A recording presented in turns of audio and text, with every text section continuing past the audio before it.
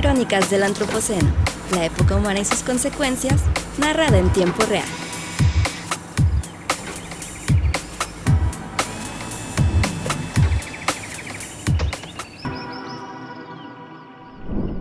Hola, ¿qué tal? Y bienvenidos a Crónicas del Antropoceno. Yo soy Víctor González y conmigo Coco Vargas. Hola, hola, ¿cómo están?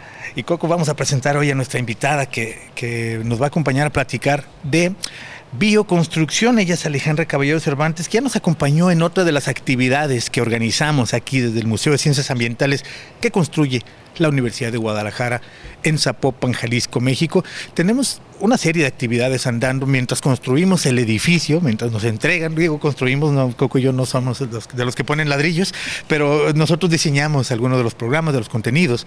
Mientras termina el edificio, tenemos algunas cosas andando, como por ejemplo el programa de cine socioambiental, en el cual compartimos con estudiantes de bachillerato de la Universidad de Guadalajara, que tenemos más de 180,000 en el sistema de bachillerato público más grande de México. Aquí en la Universidad de Guadalajara compartimos contenidos audiovisuales y después invitamos especialistas, tanto temáticos, digamos académicos, técnicos, como miembros de la sociedad civil organizada que hacen el trabajo, digamos, de campo, para platicar de esos temas. Y quien nos acompaña hoy, yo creo que es una combinación de ambos, puesto que tiene una formación, pero también tiene una aplicación del campo de la bioconstrucción. Y es que aunque la mayoría vivimos en cubos de cemento rodeados de pavimento y lo único natural que vemos es el cielo a través de una ventana entre cables y smog, también es posible construir casas que respiran, que se sienten vivas y que están hechas con materiales naturales como tierra, paja, madera, que las hacen más amigables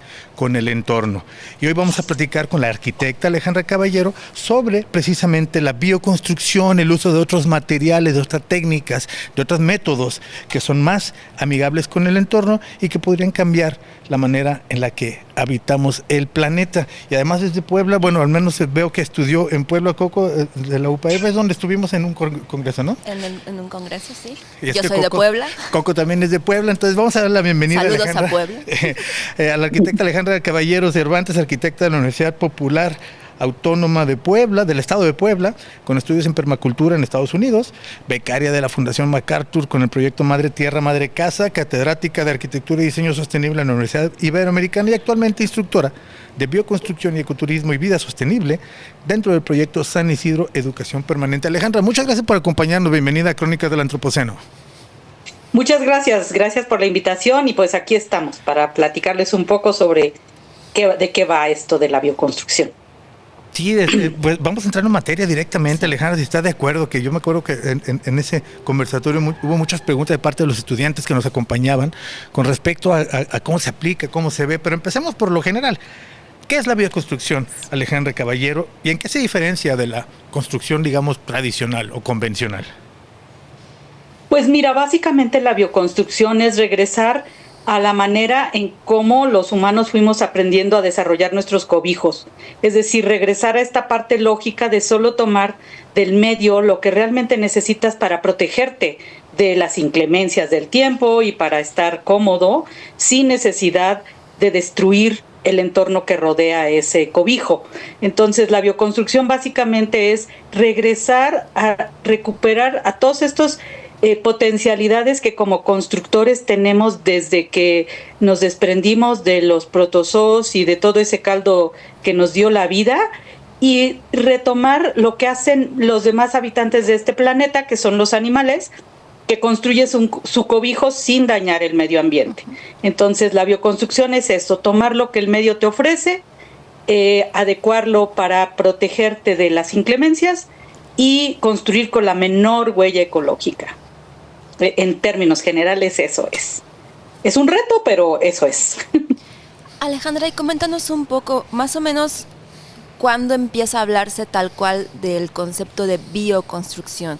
¿Qué tan reciente es o ya tiene mucho tiempo? ¿Dónde inicia? ¿Puedes contarnos algo sobre eso? Sí, mira, realmente pues la bioconstrucción empezó hace muchos años básicamente en Estados Unidos y en Europa, cuando todos los movimientos que fueron catalogados como hippies, ¿no? Como todos estos movimientos de contracultura que empezaron a cuestionar todo este discurso que había sobre la contaminación del medio ambiente, que se resumía en las soluciones, la dilución. Entonces, entre más fácil, más agua echabas y lo diluías, ya no había ningún problema. Entonces estamos hablando de los años 70, 60 y 70, en que muchos arquitectos y muchos constructores empezaron como a preguntarse, bueno, ¿cuál es el impacto de estar cambiando estas técnicas constructivas tradicionales ahora por estas acereras tan contaminantes, estas cementeras tan contaminantes? Entonces nace de varios frentes, ¿no? Nace como primero de la reflexión de un grupo de arquitectos que estaban preocupados por la preservación de la arquitectura tradicional, como Hassan Fati, que fue un arquitecto egipcio que realmente empezó a estudiar, a analizar cómo se hacían las casas en algunos lugares en Egipto para poder decir, bueno, ¿por qué ahora estamos tan preocupados por un problema de vivienda que la gente soluciona? Entonces empezó a estudiar como las técnicas y el diseño urbano, no solo la casa en individual, sino cómo se interrelacionan para mejorar el clima, para protegerte grupalmente de un ambiente que puede ser hostil. Eso por un lado. Por otro lado, hubo otros movimientos en Inglaterra, en Estados Unidos, con varias gentes, ¿no? Por ejemplo, hay un arquitecto que es el que empezó a poner como más en la escena pública todos los temas de comprobación de la resistencia de los materiales naturales de construcción, y fue el arquitecto Gernot Minke, que es un alemán que todavía vive, ¿no? Por un lado. Por otro lado, también hubo otros constructores en Estados Unidos, y así empezó el movimiento como con dos fuentes. Por un lado, la preocupación por el rescate de la arquitectura tradicional como una fuente de riqueza de conocimientos, y por otro lado, ya un análisis más cuantitativo y cualitativo del impacto de la construcción convencional en el medio, ¿no? Entonces eso, a partir de empezar a arrojar números sobre qué está pasando con las emisiones de CO2, y te estoy hablando del Acuerdo de París, del Acuerdo de Estocolmo, o sea, desde ese tiempo empezó ya como a ponerse así como las alertas y decir, bueno, ¿qué está pasando con esta manera de construir y qué estamos destruyendo en aras de esa construcción, ¿no? Entonces ahí es como donde nace en más o menos el movimiento. Oye, Alejandra, y en términos, digamos, personales, en tu historia, ¿cuándo es que te involucras? ¿Cómo y dónde nace esta inquietud por la bioconstrucción en tu carrera y en tu vida? Mira, en mi carrera, pues yo tuve la fortuna de pertenecer a una familia que fue pionera en la restauración ambiental aquí en el estado de Tlaxcala. Entonces mis papás siempre fueron muy inquietos en estos temas ambientales. De hecho, somos una familia típica de mi época. Ahora son ya más comunes los casos de la gente que quiere salirse de las ciudades e irse a vivir al campo. Te estoy hablando de hace 60 años, que mis papás lo hicieron, entonces eran vistos como unos bichos raros. Entonces yo siempre estuve relacionada como con estos temas de cuidado del medio. De hecho, yo nunca fui a a la escuela regular hasta la universidad. O sea, hicimos toda la educación en casa. Y sí, nos apoyaban en algunas otras escuelas, pero el hecho de estar conviviendo con mi papá, que trabajaba con campesinos forestales, y que visitar todas estas comunidades donde había muchísimos recursos naturales, pero las casas eran más precarias cada vez más, porque como la visión era, pues no quiero mi casa como la hacía antes, la quiero ahora de materiales industrializados. Entonces pues empezaba como a quedarse todo en un limbo donde no era ni una casa de adobe bien construida, ni una casa de materiales bien construida. Entonces ahí fue como la inquietud que yo tuve, y empecé a decir, bueno, ¿por qué habiendo tantos recursos naturales y con tantos problemas que tiene el medio ambiente, por qué no empezar a hacer casas nuevamente como con lo que el medio te da?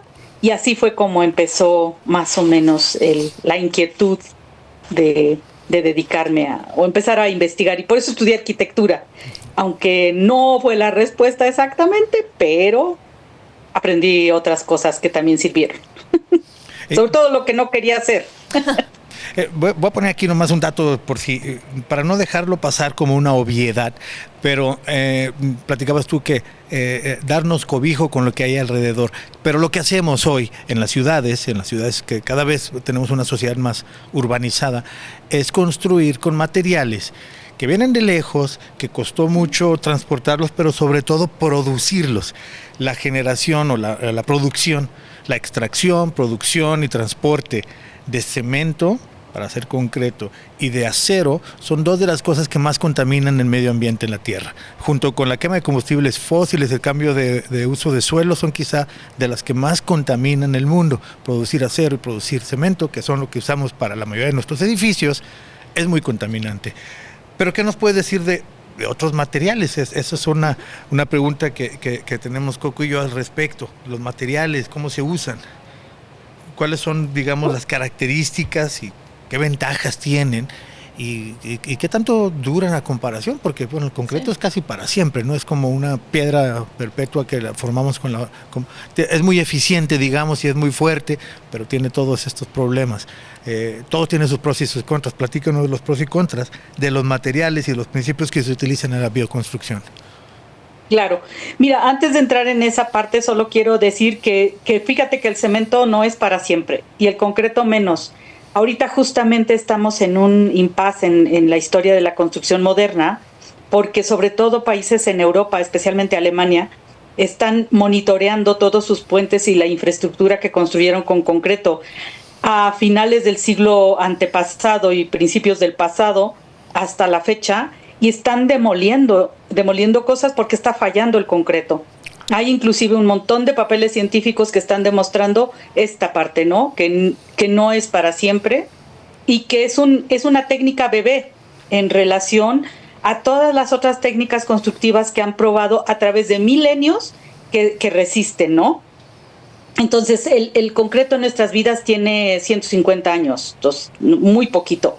Entonces, realmente, tiene una huella muy alta y no tiene como la durabilidad.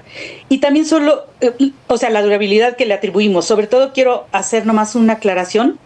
El concreto, como lo conocemos hoy en día, no tiene nada que ver con el concreto romano, que es esta materia de la que está construida el Coliseo y muchas otras infraestructuras que han perdurado por los siglos y que es además idéntico en formulación química a los estucos y los concretos que se utilizaron en Teotihuacán, por ejemplo, ¿no? Que además son de la misma época, en diferentes latitudes, y nadie le chateó a nadie cómo se hacía, sino fue una cosa lógica, ¿no? Todo es a partir de cales, puzolanas y estas reacciones químicas que se dan. Bueno, entonces, dicho esto, les cuento que los materiales naturales de construcción son muchísimos y tiene que ver más que nada con dónde te encuentras. Entonces, lo primero es, como para reconocer qué material tengo que utilizar, es dónde estoy parada en el universo, en esta geografía y en este planeta, cómo es mi clima, llueve, no llueve, hace viento, no hace viento, qué temperaturas tengo, qué variaciones y variabilidades de temperaturas tengo. Y entonces es muy sencillo porque el medio te va a ofrecer lo que te sirve, ¿no? Por poner un ejemplo, yo quiero construir con bambú, pues entonces tengo que estar en un medio donde se da el bambú. Porque si yo exporto desde Veracruz hasta donde yo estoy, en el norte de Tlaxcala, el bambú, el pobre bambú, pues sí me va a durar un tiempo, pero con el sol tan inclemente, la sequía y las condiciones diferentes, de las condiciones ambientales diferentes, pues no me va a durar lo mismo. En cambio, si estoy en Jalapa, estoy en Coatepec, o estoy en un lugar donde las condiciones hacen que crezca el bambú, perfecto, entonces ahí uso bambú. ¿Qué uso en Tlaxcala? Puedo utilizar paja de trigo, paja de cebada, paja de centeno, lo que se da aquí, y entonces eso es lo que yo utilizo para construir. Y además, inmediatamente me da la respuesta, porque por ejemplo, una paca de paja tiene una capacidad aislante tremenda. Para ponerles un ejemplo, un ladrillo rojo común, de los que conocemos tantos los ladrillos con los que se hacen las casas, tiene un factor de aislamiento, que es un factor X, ¿no? Que se llama factor R, de 2.5. Una paca de paja tiene un factor R de aislamiento 40. Entonces, si yo estoy en un clima frío, donde tengo que protegerme o del extremo frío o del extremo calor, pues uso una paca de paja en vez de ladrillos. Lo mismo aplica, por ejemplo, para Ciudad Obregón, Sonora, que es muy diferente a Tlaxcala, pero donde se cultivan, hay 50,000 hectáreas de cultivo de trigo, ¿no? Y un clima extremo, donde lo que más me interesa es protegerme del súper, súper calor en el verano, que estamos en 40 y pico, 50 grados, a el frío del invierno, que también es muy tremendo. Entonces, ahí el medio me va dando como una respuesta. Hay lugares donde la tierra, o sea, lo primero que tenemos que conocer en bioconstrucción son los materiales. Entonces tengo que analizar la tierra, qué tipo de tierra, cuánta arcilla, qué calidad de arcilla, cómo se comporta, ¿no? ¿Para qué me sirve? ¿Me sirve para hacer un adobe? ¿O me sirve para hacer una tierra compactada o tapial? ¿O me sirve para hacer un entramado? Los entramados son técnicas que usan como si fuera una rejita de varas y luego solo lo vamos a recubrir con barro y paja. Ese es un entramado. Entonces, depende dónde estoy, qué calidad de tierra, qué calidad de fibras, si hay madera o no hay madera, ¿no? Si hay o no hay arcillas. Por ejemplo, en la península de Yucatán no hay casi arcillas. O sea, hay un poco de una cosa que se llama cancá y está bien en donde existe, pero en la mayoría solo hay sascap, que es esta otra sustancia que está ahí buenísima, que es más relacionada con los carbonatos de calcio y que los mayas han construido con ella por montones de tiempo y saben cómo se usa. Entonces, pues lo que el medio me ofrece es lo que yo utilizo y muy seguramente va a ser lo climáticamente más adaptado a mi lugar. Ese es lo bonito, ¿no? Que se va dando ahí. O sea, veo que la solución. La bioconstrucción entonces podemos decir que integra, por lo que nos comentas, conocimientos de arquitectura tradicional, toma en cuenta todo lo que tiene que ver con la bioclimática y bueno, la permacultura, toma cosas de permacultura, ¿no? En medida de que no dañemos nuestro ambiente donde vamos a poner nuestro refugio, digámoslo de alguna manera, y seamos parte de, y no lleguemos a solamente invadir. Sí, definitivamente. O sea, es como aprender primero a relacionarte con tu medio, aprender a reconocer cómo se comporta el clima, ¿no? Y a partir de conocer qué hay, qué te ofrece el lugar, también te va a dar la solución formal, porque todas las formas físicas de la arquitectura tradicional no son casuales. Hay techos planos donde no llueve, hay techos a dos aguas donde llueve mucho, hay techos más pronunciados donde cae nieve.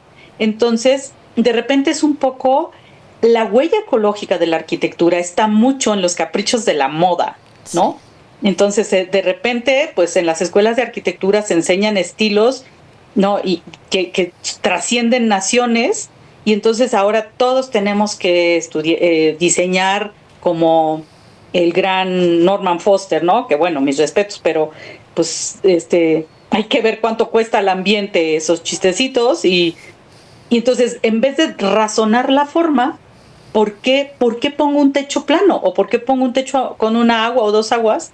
Tengo que entender el clima, cómo va a funcionar en relación al cuidado y la protección de mi casa con ese techo, más allá de la moda, ¿no? Entonces ese es como un tema que es muy, muy sutil, pero muy importante, porque muchas veces la arquitectura natural ha fallado porque se quiere forzar a formas que no están bien protegidas de los elementos. Entonces, a la hora que llega el viento, la lluvia y empieza la tierra a desbaratarse, ¡ay, no, la bioconstrucción no sirve! Bueno, espérame, ¿cómo está el diseño, no? Entonces, sí, tiene que ver mucho con el entorno, con dónde estás, cómo interactúas con otros seres, ¿no? Que no son solo los humanos, cómo además te asocias con plantas para climatizar tu casa. Y efectivamente, la bioconstrucción no separa el diseño bioclimático, sino que es algo que está dentro del mismo diseño en bioconstrucción. Tienes que conocer profundamente el comportamiento térmico, el comportamiento estructural de cada uno de los materiales y cómo esa unión te puede dar una casa resistente, pero confortable, ¿no? Entonces eso sí es como muy, muy importante. Alejandra Caballero, platícanos por favor algunos ejemplos claros que tú conozcas, en los que tú hayas trabajado, en los que hayas vivido, que hayas desarrollado, tanto tú como con la gente con la que te relacionas, tu familia, tus colegas, tus estudiantes, ejemplos que se dan en México, ejemplos que se puedan citar también de técnicas, de materiales, de desarrollos que tienen que ver con todo esto que estamos platicando hoy, que es la bioconstrucción. Pues mira, yo te diría que dentro del campo actual hay un montón de cuestiones y de ejemplos, pero son casas como más particulares o algunos que están más grandes. Pero mira, por ejemplo, toda la arquitectura tradicional de las comunidades está increíble.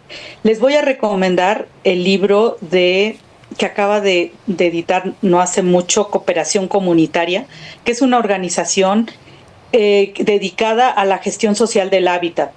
Entonces es un libro muy interesante porque están ellos retomando como las técnicas de las poblaciones para reconstruir después de sismos, después de inundaciones, después de estos eventos.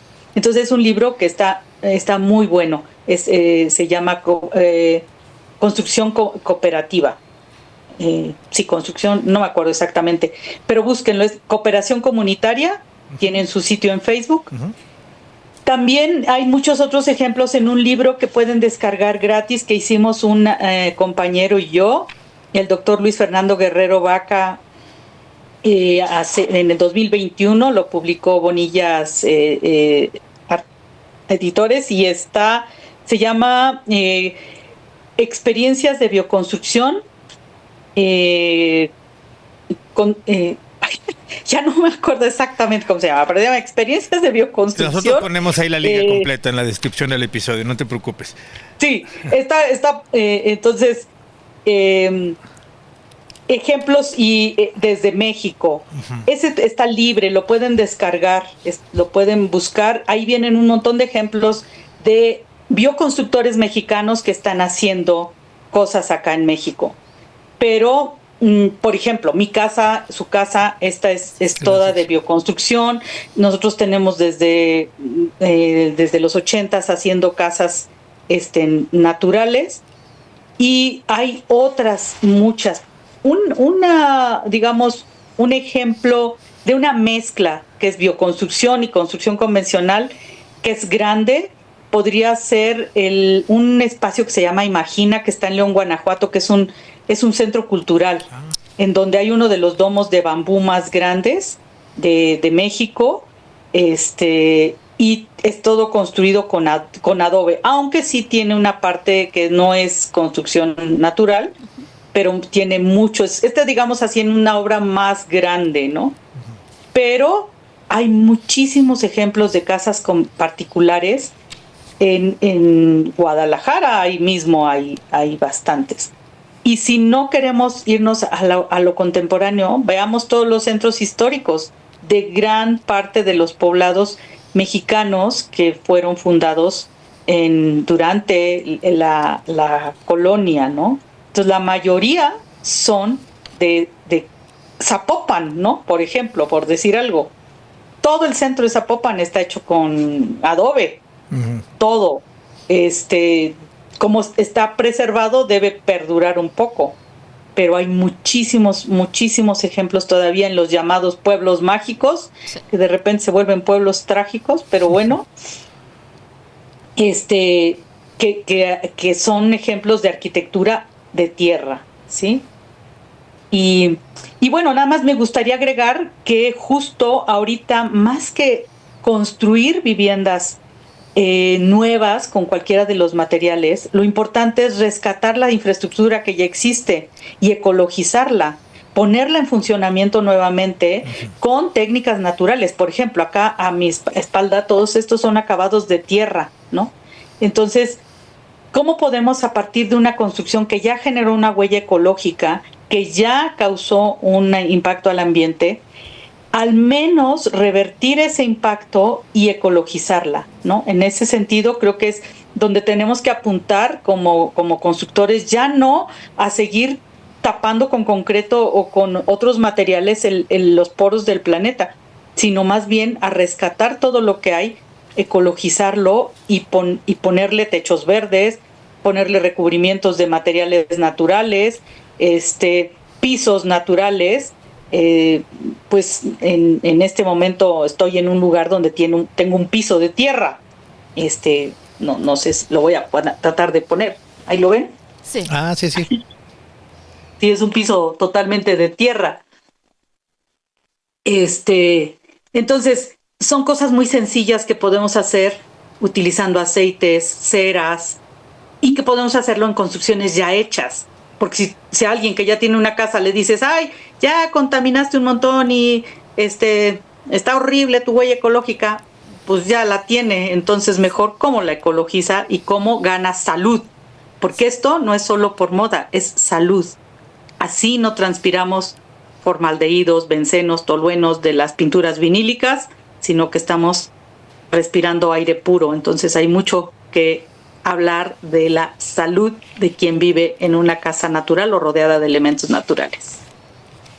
Alejandra, y aparte de estos cambios que nos comentas que tienes en tu casa, que los que, no conocemos mucho del tema, ¿qué otros cambios nos puedes comentar o sumar en esta plática que podemos hacer los demás en nuestras casas, aparte de los que ya nos comentaste ahorita? Mira, yo creo que uno de los grandes temas que tiene que ver con la construcción, pero no se asume como tal, es resolver los sistemas de saneamiento y que pueden hacerse en cualquier casa, ¿sí? Desafortunadamente tenemos ahora siempre junto el drenaje de aguas negras, aguas grises y hasta pluviales, ¿no? Que ese es el colmo de los colmos. Entonces creo que podemos empezar en nuestra casa por responsabilizarnos de lo que entra a mi casa y qué entra y qué sale. Entonces, si yo abro mi llave y entra agua limpia, tengo que tener la responsabilidad de mandar agua limpia de regreso. No es posible que estemos recibiendo aguas limpias y regresando unos cócteles tóxicos a partir de limpiar la casa, que eso es lo irónico. Entonces, entra agua limpia, la ensucio con mi shampoo, mi jabón, mi cloro, mi no sé qué fabuloso, en fin, todos estos productos que nos venden para limpiar, pero que en realidad lo que estamos haciendo son unos cócteles tóxicos imposibles de sanear. Y ahí tenemos el Lerma Santiago, ¿no? Como uno de los ríos más contaminados del planeta, porque empieza por todo lo que le echamos. Entonces, claro, lo ideal y que podríamos hacer todos de una manera muy sencilla es bajar todas estas sustancias que estamos introduciendo. Podemos también, el ideal sería usar un baño seco, ¿no?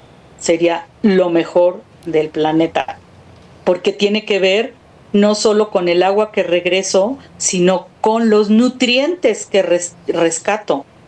Como ustedes bien saben, ¿no? Si la construcción es una de las segundas responsables de la contaminación ambiental, la agricultura es la primera. Y uno de los temas son los ciclos biogeoquímicos rotos que estamos provocando al extraer nitrógeno artificial para meterlo a los cultivos, liberarlo al ambiente, y encima esos nutrientes excedentes los mandamos al caño. Entonces es un desastre. creo que tenemos que restaurar ese ciclo nutriente y todo tiene que ver con las construcciones y los diseños de las casas, los diseños de saneamiento, pues no le han querido entrar mucho al tema los colegas, pero creo que tenemos que ir pensando qué estamos haciendo ahí.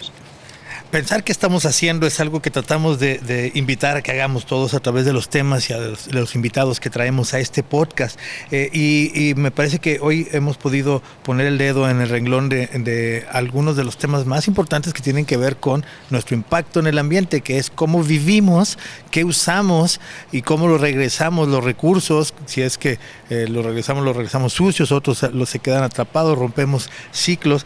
Y todo eso en el lugar en el que vivimos, pero otras maneras de hacer las cosas son posibles, y me parece que hoy Alejandra Caballero Coco nos ha venido a abrir la puerta y el horizonte a varias de estas ideas que tienen que ver con una vivienda más saludable para uno, para ti mismo, para el habitante, empezando por ahí, no estar en contacto con pinturas, solventes y todos estos productos para limpiar la casa, por ejemplo, cuando no es necesario, cuando antes no se hacía. Y cuando finalmente en las ciudades terminamos muy aislados, con esto que decía al principio, de que vivimos en cubos de cemento, que nuestra vista no llega lejos más que a la esquinita de la pared, y que eso tiene consecuencias. Tiene consecuencias para uno, para cada persona, por la manera en la que estás relacionándote con el mundo, muchas veces en un campo limitado, artificial y que te contiene, cuando podría ser diferente.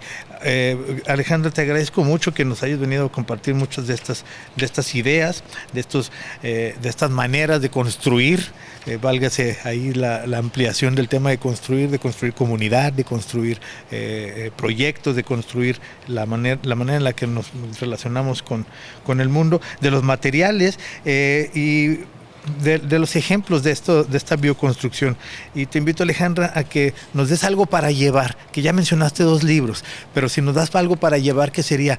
¿Qué más puede algunos de nuestros amigos que nos escuchan en muchas ciudades, en muchos países de Latinoamérica sobre todo, pero también en Europa, qué más pueden investigar, qué más pueden seguir, cuál es el hilito que pueden continuar, jóvenes que están escuchando esto, para adentrarse más con estas ideas de la bioconstrucción y de la manera de vivir más amigable y saludable con tu entorno? Mira, yo creo que una de las cosas que nos hace mucha falta como sociedad es saber que somos naturaleza, sentirnos naturaleza. Entonces, ahí voy a recomendar dos documentales muy buenos. Uno que es Besar el suelo. No sé si lo han visto, no está muy bueno. Lo apunto. Se llama Kiss the Ground. Está muy bueno. Es para entender un poco toda esta dinámica del suelo. ¿Por qué el suelo? ¿Qué tiene que ver con la construcción? Pues tiene que ver con que si no restauramos el suelo, si no restauramos los ecosistemas, no vamos a tener materiales ni para bioconstruir, ¿no? Entonces, ya primero comer y luego bioconstruir. Entonces, este tema tan importante de darle el valor al suelo, a lo que hay abajo, en todas estas redes de micorrizas que se hacen y todo eso. Y eso nos va a enseñar a hacer comunidad más profunda, ¿no?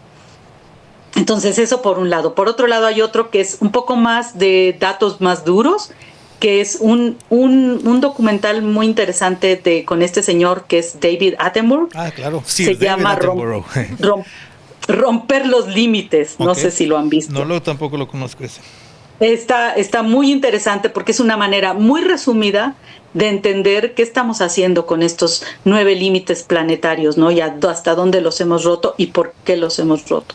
Entonces, creo que a partir de ahí es algo que podemos recuperar, esta parte de ser naturaleza. Y también les diría que es muy interesante adentrarse un poco en la permacultura, ¿no? Empezar con los libros de Bill Mollison. Hay uno que se llama Introducción a la Permacultura, que es muy sencillo, que es una manera muy simple de como ya no entrar con el manual de diseñadores, que es un poco más complejo, sino un librito que se llama Introducción a la Permacultura, para ver que no solamente son jardines, sino tiene que ver con espacios urbanos, tiene que ver con muchas otras cosas.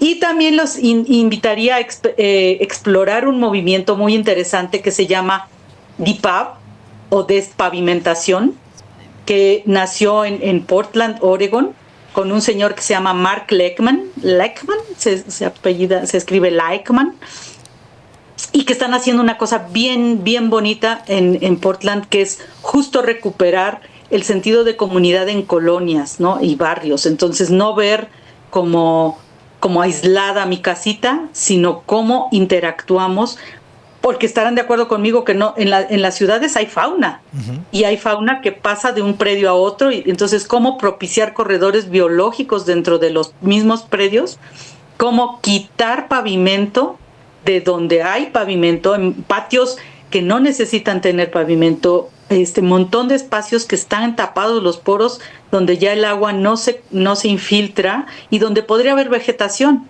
y donde podría haber vida, y donde podríamos estar recargando acuíferos, y donde podríamos estar generando oxígeno, y que ahora está cubierto de pavimento.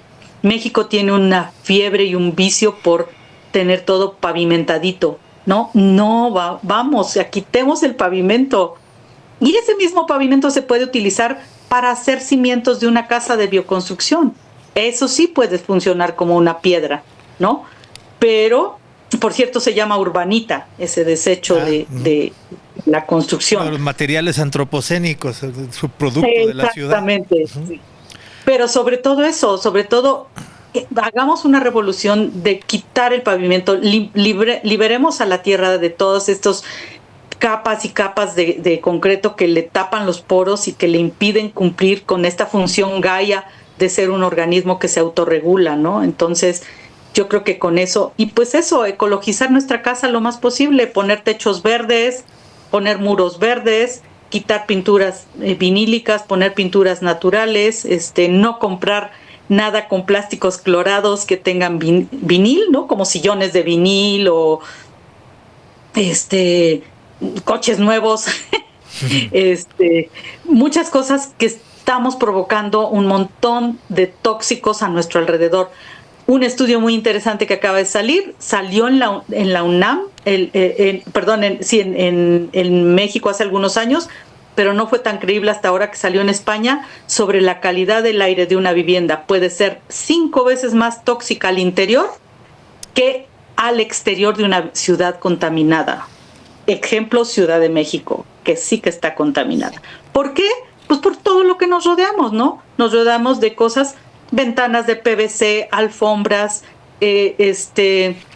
los teles, todo, más la contaminación electromagnética. Entonces, bajemos de un poquito a todas estas dependencias, ¿no? No necesitamos estar conectados para soñar, desconectemos todo y soñemos pues con un mundo mejor, pero sin radiaciones electromagnéticas a nuestro alrededor, que esta es una de las contaminaciones pues no reconocidas en México, pero que en otros países ya generó una nueva patología, que es la sensibilidad electromagnética múltiple, que te causa un montón de afecciones neurológicas sobre todo, y que está ahí, ¿no? Presente en nuestros microondas, en sus microondas, porque yo no tengo.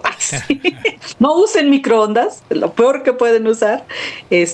Relojes, despertadores, cuanta cosa que no necesitamos, ¿no? Entonces, hagamos la vida más simple, más sencillita, y así no nos va a asustar los aranceles de Trump, porque pasear por el bosque no cuesta impuestos, porque cultivar tus alimentos no cuesta impuestos. Entonces, pues eso.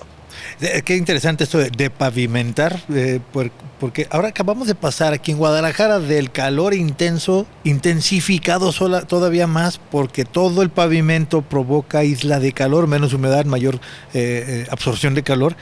Y pasamos directamente a las inundaciones, claro, causadas también por la aceleración del agua por encima del pavimento, que las lleva a hacerse más intensas y peligrosas en ciertas zonas de la ciudad, y todo por tener todo bien pavimentadito, como dice Alejandra, que pareciera que es una de las muchas cosas en las que parece progreso y cuando lo exageramos se termina convirtiendo en obstáculo para nuestra salud y incluso para progresar a una forma de vivir más amigable y sostenible.